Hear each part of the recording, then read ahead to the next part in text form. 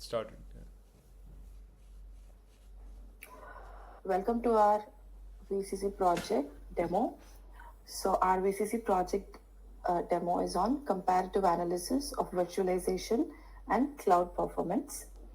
And our team members are Aditya Singh Rathore, Akhilesh, Pratyush Solanki, and myself, Radhika Natarajan.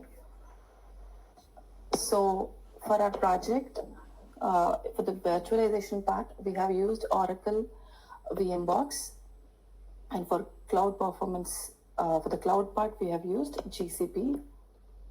So for the virtualization part, for our project, we wanted to have a backend and a front end. So we have created two VM, and VM1 with 70 GB hard disk and 11 to 12 GB RAM, and we have 3 CPU.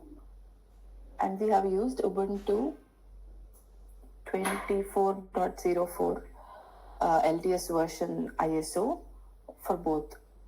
For the front end, we have used 10 GB RAM and 3 CPU, and we have used 50 GB hard disk.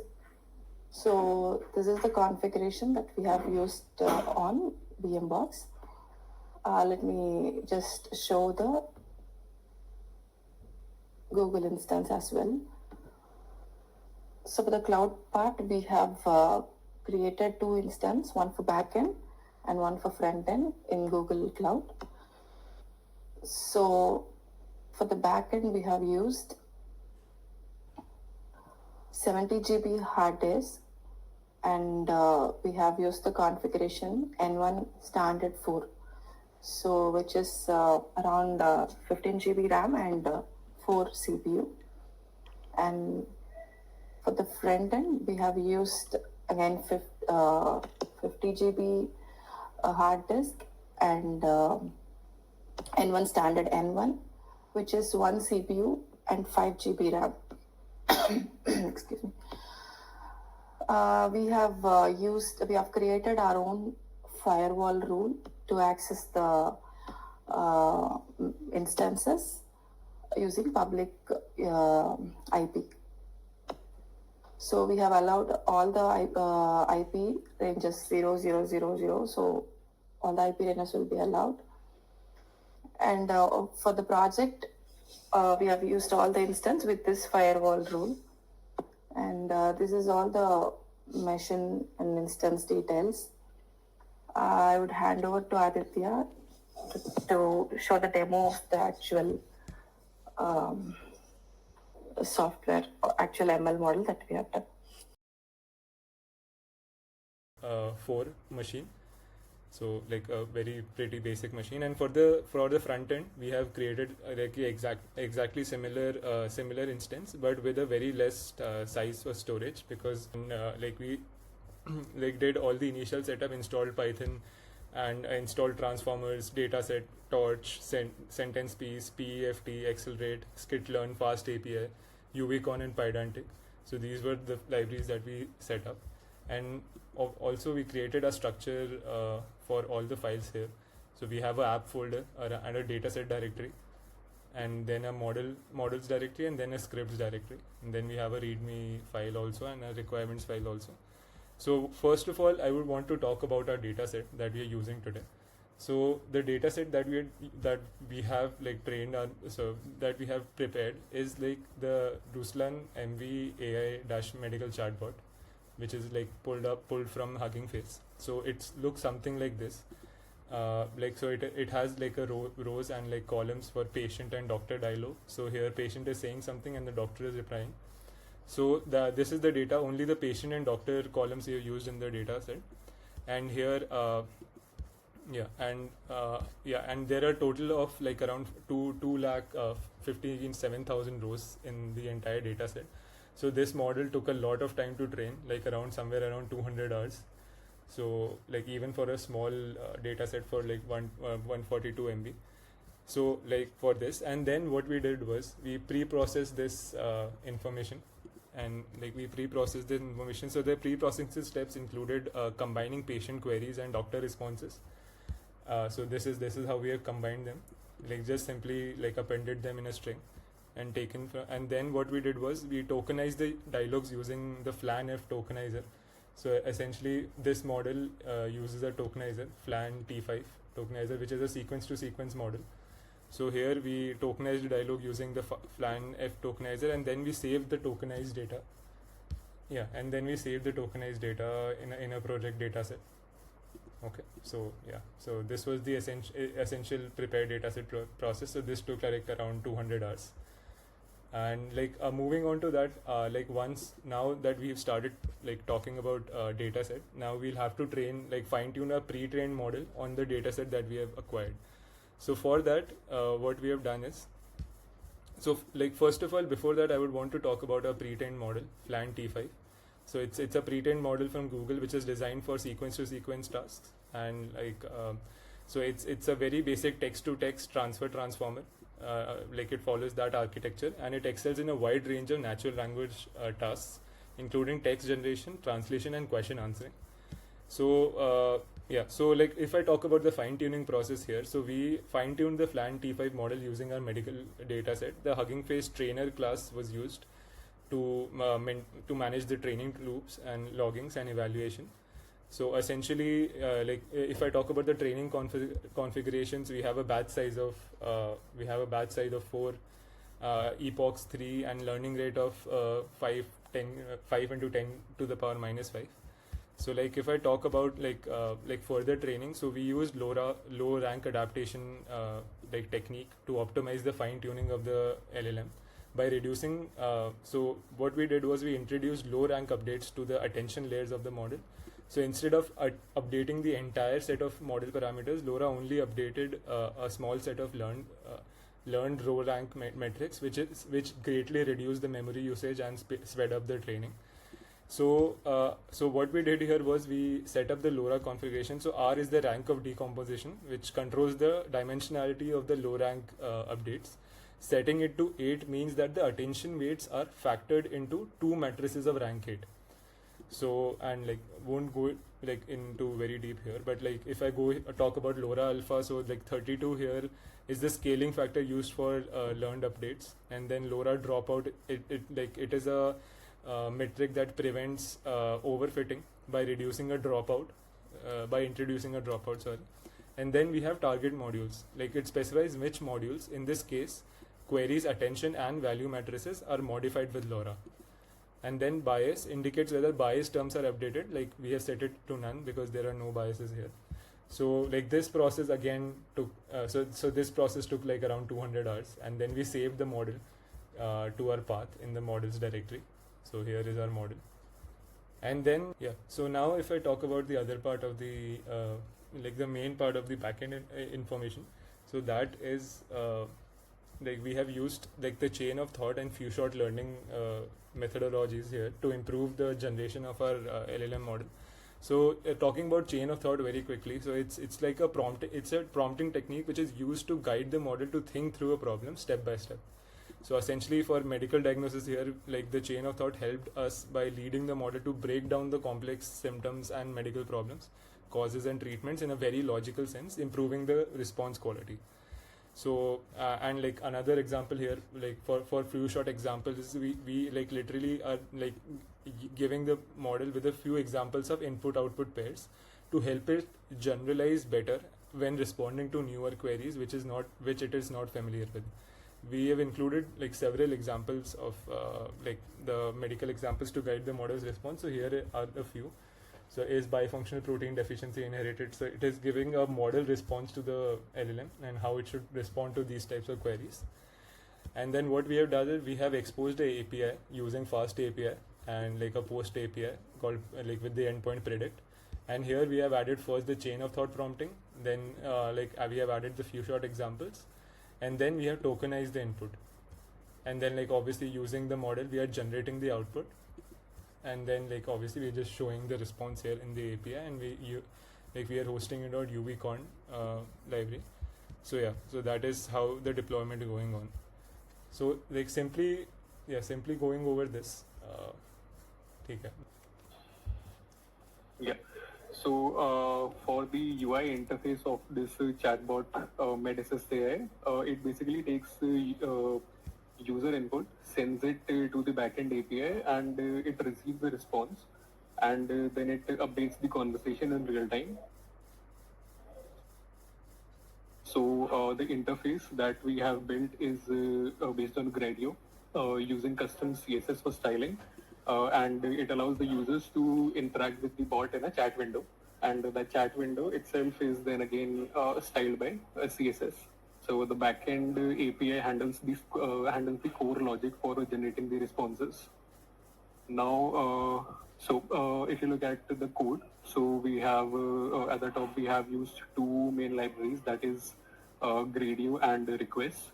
So Gradio is it's basically a Python library that is used to build machine learning demos and UIs, whereas Request is used to make HTTP requests such as sending data and retrieving data from the backend API.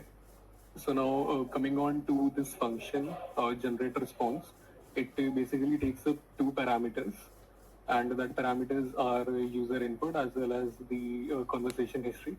So the user input, it represents the text input that the user enters into the chat interface, and it contains the user message that will be sent to the backend API, which in response will generate a response. So the user input is then further included in a payload dictionary, right? As you can see, it is the input text in user input.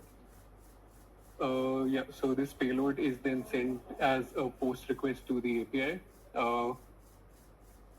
And then later it is appended to the conversation history along with the assistant's reply. So this allows the chatbot to display both the responses from the chatbot as well as the inputs that are being provided by the user. So the other parameter, that is the conversation history, this parameters keep track of the entire conversation that is happening between the assistant and the contains the user input and the assistant's response. So initially this list is empty and it grows as the exchange happens between the chatbot and the user. So quickly demo like 2-3 examples of the chatbot. So here I'll write, hi, I have fever, help me with some advice.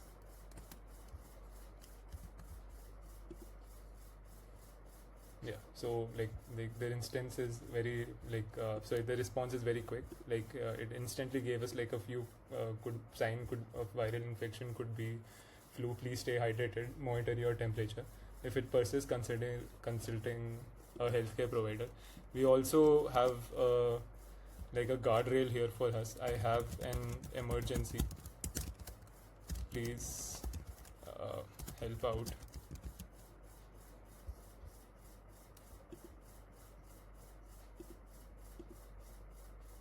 Yeah, so here if you're experiencing a medical emergency, please seek immediate help from the healthcare provider or nearest emergency room.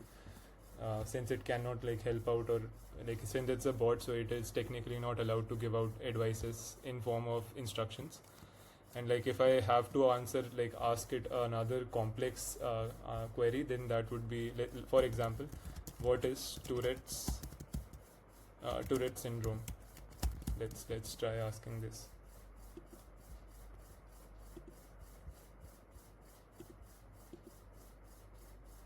Yeah, so yeah, it always starts with this. Hi, I am MedAssistAI. Tourette's syndrome is a very complex disorder. So yeah, here is the demo for our product. Okay, now so moving on, Akhilesh will be taking over and demonstrating through the PPT. Yeah. So good afternoon, everybody. So here, I'm excited to share about our performance evaluation of our MedAssistAI chatbot, focusing on its deployment over the Google Cloud as well as the local VM setup. So before giving the overview of our experiment, so which was we were handling some different amounts of workload. So where we are comparing our primary metrics in terms of evaluations like response times and resource utilization, scalability, as well as the cost effectiveness. So I would also like to tell here about our configurations of our VM as well as the Google Cloud platform we were using. So so we were taken like two virtual machines, which one is for backend and one is for front end. So for the backend machine, we had like configuration setup of like 70 GB hard disk and 12 GB RAM, and as well as like 3 CPU. As well as for the VM2 for the front end deployment, so where we had like 50 GB of hard disk and 10 GB of RAM and 3 CPU. So coming on to the Google Cloud platform, so we have created like two instances, one for backend, another for front end. So where with the configuration of 70 GB hard disk and as well as like N1 standard 4 CPU, and then for front end like 50 GB along with like N1 standard 1 CPU. So moving on, the training time actually and the response for the LLM using GCP was, so initially for the hardware setup, we have taken like N1 standard 4 VM, so with actually like 4 CPUs and 70 GB memory. And the training time of our LoRa like model was for the 256,000 rows, which almost took like 80 hours with like FLAN T5 model. And moving on to the training time and the response time for the virtual walk with the VM. So which almost like took 480 hours for the same configuration with like for 250,000 rows. Fine, right? Yeah. So apart from that, on our local machine where it took like 480 hours, so for the data set of like 250,000 rows, so which took like 2.5 to 4 seconds. So where we had like comparative responses of this both on both Google Cloud as well as like the local VM. For 100 queries, so the Google Cloud took 1.2 seconds per query, and whereas the local VM took 2 seconds per query. So when the load increases, like the parallel queries, when it insists to the MedAssistAI, so like 300, 500, when it keeps increasing parallelly. So the Google Cloud maintains the time like 2 seconds, and whereas the local VM also like it takes like 2.3 seconds and 2.5 seconds. So which highlights that the Google Cloud not only has the lower response time, it also maintains some consistency across when the load keeps increasing. So which is actually much needed for the user satisfactions. So coming in terms of like memory, same for example like 100 queries, 300 queries, 500 queries. So let's discuss like we monitored like CPU and then memory usage here. So coming to the memory usage, the Google Cloud actually efficiently maintained memories. So where they are utilizing approximately 500 MB for 100 queries and 1.5 GB for the 500 queries. So whereas the local VM initially itself for 100 queries, it is taking like whereas 700 memories and then peaking at 2.1 GB for under heavy load. So this also indicates that the Google Cloud's architecture is better optimized for handling all these demands. So moving on to the CPU's performance. So it is actually very important to note that the Google Cloud was able to balance the workload efficiently by spreading distributedly across the processors, whereas while the local VM showed increasing some like spikes so in the usage, so which is actually like the degradation in the performance. Coming on to the scalability feature, it is actually a very important critical feature. So where like our Google Cloud actually demonstrated like impressive scalability results, like which handles like up to like 500 simultaneous queries without any like significant drop in it. So the responsiveness and the efficient memory usage actually is like well suited here. Whereas in contrast with the VM here, so the query load when it keeps increasing, so particularly beyond actually after the 300 queries, so there was actually like some high like the latency we have to like note. So the latency became very low, and the local setup actually it would be only useful in terms of like when the flexibility is small and then for the smaller applications. Finally, coming on to the cost comparisons. So like though the Google Cloud actually charges like 0.25 per hour when like handling like 500 queries like under load. So actually this is actually a quite reasonable one considering the performance benefits. Though our local VM is of free cost, so it actually the maintenance cost was very high and the performance was like very low, and then like the maintenance was overhead. So coming on to the conclusion, so we have so whatever we have worked, so like should be concluded like the Google Cloud actually like significantly it outperforms in terms like when it compared to the VM. So in terms of like response time or like say like resource management, scalability or cost effectiveness. So this is like very crucial and critical for applications like MedAssist AI. So which actually like handled by many users at same time. So in terms of like scalability, like we would tell that whenever there is increase in the workload, so it would be able to perform it consistently in terms of like performance as well as the cost. So I would like to thanks for everybody for giving this opportunity. Thank you.